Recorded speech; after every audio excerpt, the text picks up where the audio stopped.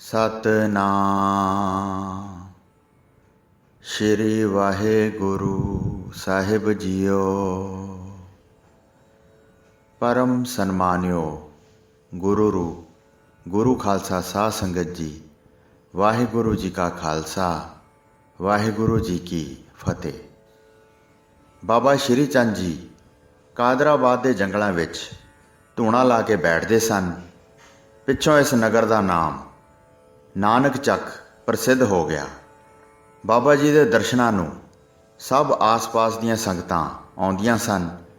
ਸਭ ਦੀਆਂ ਮਨੋਕਾਮਨਾਵਾਂ ਪੂਰੀਆਂ ਹੁੰਦੀਆਂ ਸਨ ਤੇ ਬਾਬਾ ਜੀ ਦਾ ਜਸ ਦੂਰ ਦੂਰ ਤੱਕ ਹੋ ਰਿਹਾ ਸੀ। ਇੱਧਰ ਲਾਹੌਰ ਦੇ ਤਖਤ ਦਾ ਬਾਦਸ਼ਾਹ ਜਹਾਂਗੀਰ ਅਤੇ ਉਸ ਦਾ ਮੁਰਸ਼ਦ ਸਾਈਂ ਮੀਆਂ ਮੀਰ ਜੀ ਅਚਾਨਕ ਦਰਬਾਰ ਵਿੱਚ ਬੈਠੇ ਹੋਏ ਸਨ। ਤਾਂ ਬਾਦਸ਼ਾਹ ਨੇ ਪੁੱਛਿਆ ਕਿ ਪੀਰ ਜੀ, ਹਿੰਦੂ ਰਾਜਿਆਂ ਤੇ ਨਵਾਬਾਂ ਦਾ ਮੈਂ ਬਾਦਸ਼ਾਹ ਹਾਂ, ਤੁਹਾਡੇ ਫਕੀਰਾਂ ਦਾ ਵੀ ਕੋਈ ਬਾਦਸ਼ਾਹ ਹੈ ਜਾਂ ਨਹੀਂ? ਤਾਂ ਸਾਈਂ ਮੀਆਂ ਮੀਰ ਜੀ ਨੇ ਉੱਤਰ ਦਿੱਤਾ ਕਿ ਜ਼ਰੂਰ ਹੈ, ਬਹੁਤ ਮਹਾਨ ਤਾਕਤ ਵਾਲਾ ਹੈ, ਜਪੀ ਹੈ, ਤਪੀ ਹੈ, ਹਠੀ ਹੈ, ਨੇਮੀ ਹੈ ਤੇ ਕਰਾਮਾਤਾਂ ਦਾ ਭਰਪੂਰ ਸਾਗਰ ਹੈ। ਇੱਕ ਰਾਜ ਕੀ, ਉਹ ਤਿੰਨਾਂ ਲੋਕਾਂ ਦਾ ਮਾਲਕ, ਬਾਦਸ਼ਾਹਾਂ ਦਾ ਵੀ ਬਾਦਸ਼ਾਹ ਹੈ, ਜੋ ਕਿ ਅੱਜ ਕੱਲ੍ਹ ਕਾਦਰਾਬਾਦ ਦੇ ਜੰਗਲ ਵਿੱਚ ਤਪ ਕਰ ਰਹੇ ਹਨ ਅਤੇ ਸੰਗਤਾਂ ਨੂੰ ਤਾਰ ਰਹੇ ਹਨ। ਸ਼੍ਰੀ ਗੁਰੂ ਨਾਨਕ ਸਾਹਿਬ ਜੀ ਦੇ ਵੱਡੇ ਸਾਹਿਬਜ਼ਾਦੇ ਹਨ ਅਤੇ ਉਹਨਾਂ ਦਾ ਨਾਮ ਸ਼੍ਰੀ ਚੰਦਰ ਜੀ ਹੈ। ਤੁਸੀਂ ਜਾ ਕੇ ਦਰਸ਼ਨ ਕਰੋ। ਜੇਕਰ ਜਾਣ ਦਾ ਨਹੀਂ ਵਕਤ ਮਿਲਦਾ ਤਾਂ ਤੁਸੀਂ ਆਪਣੇ ਕਿਸੇ ਵਜ਼ੀਰ ਅਹਿਲਕਾਰ ਦੀ ਡਿਊਟੀ ਲਾ ਸਕਦੇ ਹੋ। ਸਤਿਕਾਰ ਨਾਲ ਆ ਸਕਦੇ ਹਨ, ਪਰ ਉਹ ਵੀ ਉਹਨਾਂ ਦੀ ਮੌਜ ਹੈ, ਆਉਣ ਜਾਂ ਨਾ ਹੀ ਆਉਣ। ਇਹ ਵੀ ਹੋ ਸਕਦਾ ਹੈ ਉਹ ਸਰਬ ਕਲਾ ਸਮਰੱਥ ਹਨ। ਤੁਹਾਡੀ ਜੇ ਦਿਲੀ ਭਾਵਨਾ ਪਿਆਰ ਵਿੱਚ ਹੈ ਤਾਂ ਉਹ ਤੁਹਾਡੀ ਇੱਛਾ ਪੂਰੀ ਕਰਨਗੇ। ਤਾਂ ਕੁਝ ਹੀ ਦਿਨਾਂ ਬਾਅਦ ਜਹਾਂਗੀਰ ਨੇ ਇੱਕ ਰਾਜਪੂਤ ਰਾਜੇ ਨੂੰ ਅਤੇ ਆਪਣੇ ਇੱਕ ਵਜ਼ੀਰ ਨੂੰ ਤਿਆਰ ਕਰ ਲਿਆ ਕਿ ਇੱਕ ਸੁੰਦਰ ਹਾਥੀ ਸ਼ਿੰਗਾਰ ਕੇ ਉਹਨਾਂ ਦੀ ਸਵਾਰੀ ਵਾਸਤੇ ਲੈ ਜਾਓ ਅਤੇ ਹੋਰ 2-4 ਅਹਿਲਕਾਰਾਂ ਨੂੰ ਵੀ ਨਾਲ ਲੈ ਜਾਓ ਅਤੇ ਬਾਬਾ ਸ਼੍ਰੀ ਚੰਦ ਜੀ ਨੂੰ ਬੜੇ ਸਤਿਕਾਰ ਨਾਲ ਲਾਹੌਰ ਲੈ ਕੇ ਆਓ। ਰਾਜਾ ਤੇ ਵਜ਼ੀਰ ਜਹਾਂਗੀਰ ਦੀ ਆਗਿਆ ਲੈ ਕੇ 2-3 ਪੜਾਵਾਂ ਨਾਲ ਕਾਦਰਾਬਾਦ ਆ ਪਹੁੰਚੇ। ਅੱਗੇ ਬਾਬਾ ਜੀ ਆਸਣ 'ਤੇ ਬੈਠੇ ਹਨ। ਸੰਗਤਾਂ ਬਾਬਾ ਜੀ ਤੋਂ ਬਚਨ ਬਿਲਾਸ ਸੁਣ ਕੇ ਪ੍ਰਸੰਨ ਹੋ ਰਹੀਆਂ ਸਨ। ਤਾਂ ਬਾਬਾ ਜੀ ਵੀ ਸਮਝ ਗਏ ਸਨ ਕਿ ਇਹ ਬੰਦੇ ਬਾਦਸ਼ਾਹ ਦੇ ਹੋਣਗੇ। ਸਭਨਾਂ ਨੇ ਚਰਨਾਂ 'ਤੇ ਮੱਥੇ ਟੇਕੇ, ਆਸ਼ੀਰਵਾਦਾਂ ਵੀ ਲਈਆਂ। ਤਾਂ ਬਾਬਾ ਜੀ ਜਾਣ ਤਾਂ ਗਏ ਹੀ ਸਨ, ਪਰ ਫਿਰ ਵੀ ਪੁੱਛਿਆ ਕਿ ਆਓ ਭਾਈ, ਤੁਸੀਂ ਦੱਸੋ ਕਿਸ ਤਰ੍ਹਾਂ ਆਏ ਹੋ? ਤਾਂ ਰਾਜਪੂਤ ਰਾਜੇ ਅਤੇ ਵਜ਼ੀਰ ਨੇ ਹੱਥ ਜੋੜ ਕੇ ਬੇਨਤੀ ਕੀਤੀ ਕਿ ਹਜ਼ੂਰ, ਆਪ ਜੀ ਨੂੰ ਜਹਾਂਗੀਰ ਬਾਦਸ਼ਾਹ ਨੇ ਦਰਸ਼ਨਾਂ ਵਾਸਤੇ ਲਾਹੌਰ ਯਾਦ ਕੀਤਾ ਹੈ। ਆਪ ਚੱਲ ਕੇ ਦੀਦਾਰ ਦੇ ਕੇ ਉਸ ਉੱਪਰ ਮਿਹਰਾਂ ਦੀ ਨਜ਼ਰ ਪਾਓ ਜੀ। ਆਹ ਹਾਥੀ ਆਪ ਜੀ ਦੀ ਅਸਵਾਰੀ ਵਾਸਤੇ ਹਾਜ਼ਰ ਹੈ ਜੀ। ਤਾਂ ਬਾਬਾ ਜੀ ਮਿਹਰਾਂ ਵਿੱਚ ਆਏ ਤੇ ਤਿਆਰ ਹੋ ਗਏ ਅਤੇ ਉੱਥੇ ਬੈਠੀਆਂ ਸੰਗਤਾਂ ਨੂੰ ਵੀ ਆਖ ਦਿੱਤਾ ਕਿ ਅਸੀਂ ਲਾਹੌਰ ਜਾ ਰਹੇ ਹਾਂ, ਸਾਨੂੰ ਜਹਾਂਗੀਰ ਬਾਦਸ਼ਾਹ ਨੇ ਯਾਦ ਕੀਤਾ ਹੈ। ਹਾਥੀ ਤਿਆਰ ਖੜਾ ਸੀ ਤਾਂ ਹੁਕਮ ਕੀਤਾ ਕਿ ਇਹ ਸਾਡੀ ਕੰਬਲੀ ਹਾਥੀ ਉੱਪਰ ਰੱਖ ਲਵੋ, ਪਿੱਛੋਂ ਅਸੀਂ ਵੀ ਬੈਠ ਜਾਵਾਂਗੇ। ਤਾਂ ਅਜੇ ਕੰਬਲੀ ਹਾਥੀ ਉੱਪਰ ਰੱਖੀ ਹੀ ਸੀ, ਹਾਥੀ ਦੀਆਂ ਚੀਕਾਂ ਨਿਕਲ ਗਈਆਂ ਅਤੇ ਲੱਤਾਂ ਜ਼ਮੀਨ ਵਿੱਚ ਧੱਸਦੀਆਂ ਜਾਣ ਲੱਗੀਆਂ। ਜਦੋਂ ਹਾਥੀ ਉੱਪਰੋਂ ਕੰਬਲੀ ਉਠਾਈ ਤਾਂ ਹਾਥੀ ਨੂੰ ਸੁਰਤ ਆਈ। ਫਿਰ ਹਾਥੀ ਧਰਤੀ ਤੋਂ ਬਾਹਰ ਆ ਗਿਆ।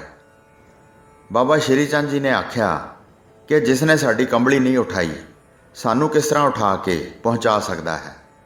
ਇਸ ਨੂੰ ਲੈ ਜਾਓ, ਅਸੀਂ ਕੱਲ੍ਹ ਨੂੰ ਆਪ ਹੀ ਪਹੁੰਚ ਜਾਵਾਂਗੇ। ਇਹ ਕੌਤਕ ਵੇਖ ਕੇ ਰਾਜਾ ਅਤੇ ਵਜ਼ੀਰ ਅਤੇ ਹੋਰ ਅਹਿਲਕਾਰ ਹੈਰਾਨ ਹੋ ਗਏ। ਇਹ ਆਖਿਆ ਕਿ ਇਹ ਬਾਬਾ ਜੀ ਦਾ ਚਮਤਕਾਰ ਹੋਇਆ ਹੈ। ਤਾਂ ਆਗਿਆ ਪਾ ਕੇ ਸਾਰੇ ਲਾਹੌਰ ਨੂੰ ਪਰਤ ਗਏ। ਦੂਸਰੇ ਦਿਨ ਬਾਬਾ ਸ਼੍ਰੀ ਚੰਦ ਜੀ ਨੇ ਭਾਈ ਕਮਲਿਆ ਜੀ ਨੂੰ ਆਖਿਆ ਕਿ ਆਪਾਂ ਲਾਹੌਰ ਪਹੁੰਚਣਾ ਹੈ।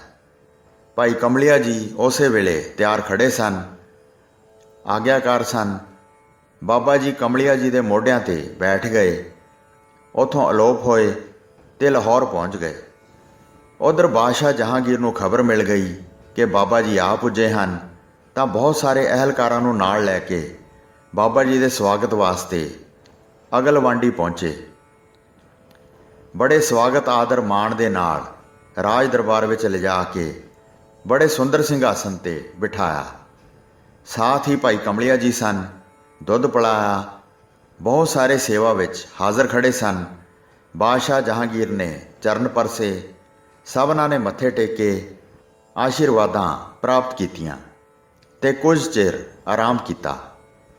ਇਹ ਸਤਿਕਾਰ ਵੇਖ ਕੇ ਰਾਜ ਮੌਲਾਨਾ ਨੇ ਬਾਬਾ ਜੀ ਦੇ ਅੱਗੇ ਸਵਾਲ ਕਰ ਦਿੱਤਾ ਕਿ ਉਸ ਖੁਦਾ ਦੇ ਦਰਬਾਰ ਵਿੱਚ ਹਿੰਦੂ ਕਬੂਲ ਹੁੰਦਾ ਹੈ ਕਿ ਮੁਸਲਮਾਨ ਹੁੰਦਾ ਹੈ ਕਿ ਦੋਨੋਂ ਹੀ? ਤਾਂ ਬਾਬਾ ਜੀ ਨੇ ਉੱਤਰ ਦਿੱਤਾ ਕਿ ਖੁਦਾ ਨਾ ਤਾਂ ਹਿੰਦੂ ਹੈ, ਨਾ ਉਹ ਮੁਸਲਮਾਨ ਹੈ ਅਤੇ ਨਾ ਹੀ ਉਹ ਯਹੂਦੀ ਹੈ। ਖੁਦਾ ਦਾ ਕੋਈ ਮਜ਼ਹਬ ਨਹੀਂ ਹੈ, ਉਸ ਦੀ ਨਾ ਜਾਤ ਹੈ, ਉਸ ਦੀ ਮਜ਼ਹਬ ਨਾਲ ਕੋਈ ਸਾਂਝ ਵੀ ਨਹੀਂ ਹੈ। ਉਸਨੇ ਸਭ ਨੂੰ ਬਰਾਬਰ ਬਣਾਇਆ ਹੈ, ਪਰ ਜੋ ਸ਼ੁਭ ਅਮਲ ਕਰਦਾ ਹੈ ਉਸ ਦੀ ਰਜ਼ਾ ਵਿੱਚ ਪ੍ਰਸੰਨ ਰਹਿੰਦਾ ਹੈ, ਆਪਣੇ ਹੱਕ ਤੇ ਸਾਕਰ ਰਹਿੰਦਾ ਹੈ। ਬਸ ਉਹੀ ਉਸ ਦੇ ਦਰਬਾਰ ਵਿੱਚ ਕਬੂਲ ਹੁੰਦਾ ਹੈ। ਇਹ ਗੱਲਾਂ ਹੋ ਹੀ ਰਹੀਆਂ ਸਨ ਤਾਂ ਰਾਜ ਮਹਿਲਾਂ ਵਿੱਚ ਇਹ ਭਾਣਾ ਵਰਤ ਗਿਆ ਕਿ ਬਾਦਸ਼ਾਹ ਦਾ ਪੁੱਤਰ, ਕੋਈ ਅਜੇ 7-8 ਬਰਸ ਦਾ ਹੀ ਸੀ, ਅਚਾਨਕ ਖੇਡਦਾ ਖੇਡਦਾ ਹੋਇਆ ਮਹਿਲਾਂ ਤੋਂ ਹੇਠਾਂ ਡਿੱਗ ਕੇ ਬੇਹੋਸ਼ ਹੋ ਗਿਆ। ਵੈਦ ਬੁਲਾਏ ਗਏ ਅਤੇ ਬਹੁਤ ਉਪਾਅ ਕੀਤੇ ਗਏ, ਪਰ ਅੰਤ ਬੱਚਾ ਮਰ ਹੀ ਗਿਆ। ਤਾਂ ਦਰਬਾਰ ਵਿੱਚ ਬੱਚੇ ਦੀ ਖਬਰ ਪਹੁੰਚੀ। ਰੋਣਾ ਕੁਰਲਾਉਣਾ ਹੋ ਰਿਹਾ ਸੀ। ਬੱਚੇ ਦੀ ਮਾਂ ਬੇਗਮ ਨੇ ਆਪਣੇ ਮਰੇ ਬੱਚੇ ਨੂੰ ਗੋਦ ਅੰਦਰ ਹੀ ਪਾਇਆ ਹੋਇਆ ਸੀ ਅਤੇ ਰੋ ਰਹੀ ਸੀ। ਹੁਣ ਉੱਧਰੋਂ ਬੱਚੇ ਦਾ ਪਿਤਾ ਜਹਾਂਗੀਰ ਵੀ ਆ ਗਿਆ। ਬੱਚੇ ਵੱਲ ਵੇਖ ਕੇ ਘਬਰਾ ਗਿਆ। ਇੱਕੋ ਇੱਕ ਅਜੇ ਇਹ ਹੀ ਪੁੱਤਰ ਸੀ, ਕੀ ਕਰੇ? ਵੱਡੀ ਰਾਣੀ ਨੂਰ ਜਹਾਂ ਨੇ ਆਖਿਆ ਕਿ ਇਹ ਤੇਰੇ ਕੀਤੇ ਪਾਪਾਂ ਦਾ ਹੀ ਫਲ ਮਿਲਿਆ ਹੈ, ਜੋ ਤੂੰ ਖੁਦਾ ਦੇ ਫਕੀਰ ਸਾਈਂ ਲੋਕਾਂ ਨੂੰ ਵੀ ਤੰਗ ਕਰਦਾ ਰਹਿੰਦਾ ਹੈ। ਉਸ ਖੁਦਾ ਦਾ ਵੀ ਕੋਈ ਡਰ ਨਹੀਂ ਰੱਖਦਾ। ਤਾਂ ਝੱਟ ਹੀ ਜਹਾਂਗੀਰ ਨੂੰ ਬਾਬਾ ਜੀ ਦਾ ਖਿਆਲ ਆ ਗਿਆ, ਤਾਂ ਫੌਰਨ ਬੱਚੇ ਦੀ ਲਾਸ਼ ਚੁੱਕ ਕੇ ਬਾਬਾ ਜੀ ਦੇ ਚਰਨਾਂ ਵਿੱਚ ਲਿਆ ਰੱਖੀ। ਹੱਥ ਜੋੜ ਕੇ ਅਰਜ਼ ਕੀਤੀ ਕਿ ਮੇਰੇ ਖੁਦਾਇਆ, ਮੇਰੇ ਤੇ ਮਿਹਰ ਕਰੋ। ਇਹ ਕੀ ਭਾਣਾ ਵਰਤ ਗਿਆ ਹੈ? ਆਪ ਮਿਹਰਾਂ ਦੇ ਸਾਗਰ ਕਿਰਪਾਲੂ ਹੋ, ਕਿਰਪਾ ਕਰੋ, ਇਸ ਬੱਚੇ ਨੂੰ ਜੀਵਨ ਦਾਨ ਬਖਸ਼ੋ। ਤਾਂ ਬਾਦਸ਼ਾਹ ਦਾ ਕੁਰਲਾਉਣਾ ਸੁਣ ਕੇ ਬਾਬਾ ਸ਼੍ਰੀ ਚੰਦ ਜੀ ਮਿਹਰਾਂ ਦੇ ਘਰ ਵਿੱਚ ਆ ਗਏ। ਆਪਣੇ ਕਰ ਮੰਡਲ ਵਿੱਚੋਂ ਬੱਚੇ ਦੀ ਲਾਸ਼ ਤੇ ਜਲ ਦਾ ਛਿੱਟਾ ਮਾਰਿਆ ਤੇ ਆਖਿਆ ਕਿ ਉੱਠ ਬੱਚਾ, ਇਤਨਾ ਸੌਂਦਾ ਨਹੀਂ ਹੁੰਦਾ। ਬੱਚਾ ਉਸੇ ਪਲ ਉੱਠ ਕੇ ਬੈਠ ਗਿਆ। ਹੁਣ ਬਾਬਾ ਜੀ ਦੇ ਨਾਂ 'ਤੇ ਨਾਹਰੇ ਵੱਜ ਗਏ ਕਿ ਧੰਨ ਮੇਰੇ ਖੁਦਾਇਆ, ਆਪ ਜੀ ਨੇ ਮੇਰੇ ਬੱਚੇ ਨੂੰ ਜੀਵਨ ਦਾਨ ਬਖਸ਼ਿਆ ਹੈ। ਧੰਨ ਹੋ, ਧੰਨ ਹੋ, ਧੰਨ ਹੋ। ਤਾਂ ਜਦ ਬਾਦਸ਼ਾਹ ਨੇ ਇੱਧਰ ਉੱਧਰ ਜ਼ਰਾ ਕੋ ਨਜ਼ਰ ਫੇਰੀ ਤਾਂ ਉਸੇ ਹੀ ਵੇਲੇ ਬਾਬਾ ਜੀ ਉੱਥੋਂ ਅਲੋਪ ਹੋ ਗਏ ਸਨ। ਬੱਚੇ ਦੀ ਮਾਤਾ ਬਹੁਤ ਖੁਸ਼ੀਆਂ ਵਿੱਚ ਆ ਗਈ। ਸਭਨਾਂ ਨੇ ਆਣ ਮੁਬਾਰਕਾਂ ਦਿੱਤੀਆਂ। ਰਾਤ ਨੂੰ ਮੰਦਰਾਂ ਤੋਂ ਲੈ ਕੇ ਸਾਰੇ ਸ਼ਹਿਰ ਵਿੱਚ ਦੀਪਮਾਲਾ ਦੀ ਰੋਸ਼ਨੀ ਜਗਮਗਾ ਉੱਠੀ। ਨਾਲੇ ਨਾਲ ਹੀ ਆਤਿਸ਼ਬਾਜ਼ੀ ਵੀ ਚੱਲੀ। ਐਵੇਂ ਪ੍ਰਤੀਤ ਹੋ ਰਿਹਾ ਹੈ ਕਿ ਜਿਵੇਂ ਅੱਜ ਹੀ ਬਾਦਸ਼ਾਹ ਦੇ ਘਰ ਪੁੱਤਰ ਨੇ ਜਨਮ ਲਿਆ ਹੋਵੇ। ਰਾਣੀ ਨੇ ਬਾਦਸ਼ਾਹ ਨੂੰ ਅਰਜ਼ ਕੀਤੀ ਕਿ ਮਹਾਰਾਜ, ਬਾਬਾ ਜੀ ਨੇ ਸਾਡੇ ਉੱਤੇ ਬੜੀ ਮਿਹਰ ਕੀਤੀ ਹੈ, ਜੋ ਸਾਡੇ ਬੱਚੇ ਨੂੰ ਦੁਬਾਰਾ ਜੀਵਨ ਦਾਨ ਬਖਸ਼ਿਆ ਹੈ। ਐਸੇ ਉਪਕਾਰੀ ਮਹਾਤਮਾ ਕਰਮਾਂ ਨਾਲ ਹੀ ਮਿਲਦੇ ਹਨ, ਐਵੇਂ ਨਹੀਂ ਮਿਲਦੇ। ਸਾਡੇ ਕਰਮ ਚੰਗੇ ਹੀ ਹੋਣਗੇ, ਪਰ ਅਸੀਂ ਹਿੰਦੁਸਤਾਨ ਦੇ ਬਾਦਸ਼ਾਹ ਹਾਂ। ਅਸਾਂ ਭਗਵਾਨ ਨੂੰ ਲਾਹੌਰ ਆਉਣ ਦੀ ਖੇਚਲ ਵੀ ਦਿੱਤੀ, ਪਰ ਅੱਜ ਅਸੀਂ ਉਹਨਾਂ ਦਾ ਸਤਿਕਾਰ ਕੁਝ ਵੀ ਨਾ ਕੀਤਾ। ਅਸੀਂ ਇਸ ਗੱਲੋਂ ਤਾਂ ਬੜੇ ਮੰਦਭਾਗੀ ਹੀ ਰਹਿ ਗਏ ਹਾਂ। ਸੋ ਅਸਾਂ ਸਾਰਿਆਂ ਨੂੰ ਉਹਨਾਂ ਦੇ ਅਸਥਾਨ 'ਤੇ ਪਹੁੰਚ ਕੇ ਕੁਝ ਤੋਹਫੇ ਭੇਟਾ ਕਰਕੇ ਆਸ਼ੀਰਵਾਦ ਲੈਣੀ ਚਾਹੀਦੀ ਹੈ। ਉਹ ਖੁਦਾ ਵਰਗੀ ਸਮਰੱਥਾ ਦੇ ਭਰਪੂਰ ਸਾਗਰ ਹਨ। ਸਾਡਾ ਬੱਚਾ ਮਹਿਲਾਂ ਤੋਂ ਗਿਰ ਕੇ ਮਰ ਗਿਆ ਤਾਂ ਉਹਨਾਂ ਨੇ ਮੁਰਦੇ ਹੋਏ ਬੱਚੇ ਨੂੰ ਫਿਰ ਜੀਵਨ ਦਾਨ ਦੇ ਦਿੱਤਾ। ਉਹ ਅੱਲਾਹ ਪਾਕ ਦਾ ਨੂਰ ਹੀ ਹਨ।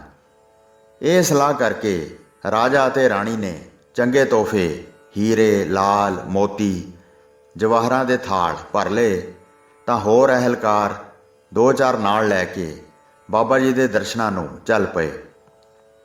ਕਾਦਰਾਬਾਦ ਦੇ ਜੰਗਲਾਂ ਰਾਹੀਂ ਬਾਬਾ ਜੀ ਦੇ ਧੂਣੇ 'ਤੇ ਆਣ ਪਹੁੰਚੇ। ਬੜੇ ਸਤਿਕਾਰ ਨਾਲ ਸਜਦੇ ਕੀਤੇ, ਭੇਟਾ ਭੇਟ ਕੀਤੀ ਤੇ ਬਾਬਾ ਜੀ ਦੇ ਚਰਨਾਂ ਵਿੱਚ ਬੈਠ ਗਏ। ਬਾਬਾ ਜੀ ਨੇ ਆਖਿਆ ਕਿ ਅਸੀਂ ਤਾਂ ਜੰਗਲਾਂ ਦੇ ਵਾਸੀ ਹਾਂ, ਸਾਨੂੰ ਇਹਨਾਂ ਸ਼ਾਹੀ ਨਜ਼ਰਾਨਿਆਂ ਦੀ ਕੋਈ ਲੋੜ ਨਹੀਂ ਹੈ, ਇਹ ਤੁਸੀਂ ਵਾਪਸ ਲੈ ਜਾਓ। ਤਾਂ ਬਾਦਸ਼ਾਹ ਨੇ ਆਖਿਆ ਕਿ ਮੈਂ ਆਪ ਜੀ ਦੇ ਰਹਿਣ ਵਾਸਤੇ ਸੁੰਦਰ ਮਕਾਨ ਬਣਵਾ ਦਿੰਦਾ ਹਾਂ। ਪਰ ਬਾਬਾ ਜੀ ਨੇ ਆਖਿਆ ਕਿ ਅਸੀਂ ਇੱਕ ਜਗ੍ਹਾ 'ਤੇ ਨਹੀਂ ਟਿਕਦੇ, ਚੱਲਦੇ ਫਿਰਦੇ ਹਾਂ, ਕਿਸੇ ਬੰਧਨ ਵਿੱਚ ਨਹੀਂ ਹਾਂ, ਚੱਕਰਵਰਤੀ ਦੀ ਤਰ੍ਹਾਂ ਸਭ ਧਰਤੀ ਦੀ ਯਾਤਰਾ ਕਰਦੇ ਹਾਂ, ਸਾਨੂੰ ਕਿਸੇ ਮਕਾਨ ਦੀ ਜ਼ਰੂਰਤ ਨਹੀਂ ਹੈ। ਤਾਂ ਬਾਦਸ਼ਾਹ ਨੇ ਸੋਚਿਆ ਕਿ ਇਹ ਤਾਂ ਬਿਲਕੁਲ ਹੀ ਤਿਆਗੀ ਸਾਧੂ ਹਨ, ਜੋ ਕਿਸੇ ਵੀ ਵਸਤੂ ਦੀ ਚਾਹਨਾ ਨਹੀਂ ਕਰਦੇ। ਹੁਣ ਮੈਂ ਕੀ ਕਰਾਂ? ਲਾਗੇ ਬਾਬਾ ਜੀ ਦੇ ਗਊਆਂ ਚੁਗ ਰਹੀਆਂ ਸਨ, ਬਾਬਾ ਧਰਮ ਚੰਦ ਜੀ ਵੀ ਸਨ। ਤਾਂ ਜਹਾਂਗੀਰ ਬਾਦਸ਼ਾਹ ਨੇ ਗਊਆਂ ਦੀ ਚਰਾਂਦ ਵਾਸਤੇ 700 ਵਿਗੇ ਜ਼ਮੀਨ ਦਾ ਪਟਾ ਬਾਬਾ ਧਰਮ ਚੰਦ ਜੀ ਦੇ ਨਾਮ 'ਤੇ ਲਿਖਵਾ ਦਿੱਤਾ। ਬਾਬਾ ਜੀ ਨੇ ਉਹ ਵੀ ਸਵੀਕਾਰ ਨਾ ਕੀਤਾ, ਪਰ ਬਾਦਸ਼ਾਹ ਨੇ ਬੇਨਤੀ ਕੀਤੀ ਕਿ ਮੇਰੇ ਖੁਦਾ ਰੂਪ ਭਗਵਾਨ ਜੀਓ, ਮੇਰੀ ਕੋਈ ਤਾਂ ਦਿਲੀ ਖੁਆਇਸ਼ ਪੂਰੀ ਹੋਣ ਦਿਓ।